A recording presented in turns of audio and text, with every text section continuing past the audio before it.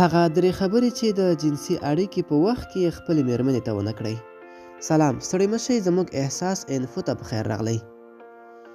لومړی، کله چې د خپلې مېرمنې سره یو ځای کېدئ نو د بدن سره په خپله خوله مو هم کنټرول ولرئ. مېرمنې ته باید کوروالې په وخت کې دا ډول خبرې ونه شي چې دا ځای دې ولې داسې دی او یا هم ولې داسې نشي کولی. دا ډول خبرې د مېرمنې زړه ماتوي. دوهم، ښه به دا وي چې په خپله مېرمنه هیڅ امر ونه کړئ. د کوروالې په وخت کې مېرمنې غواړي چې صرف مینه حس کړي. په دې وخت کې خپلې مېرمنې ته امر ورکول چې دا هسې کړه او دغسې مه کړه د اړیکې جوش کموي. دریم، د اړیکې په جریان کې د مېرمنې څخه دا ډول پوښتنې مه کوئ چې ګواکې خوند اخلي که نه. د اړیکې مخکې په دې پوه شئ چې ستاسې د مېرمنې څه ډول اړیکه خوښیږي. د جنسي اړیکې په وخت کې دا ډول پوښتنې د ښځو فکر مغشوشوي.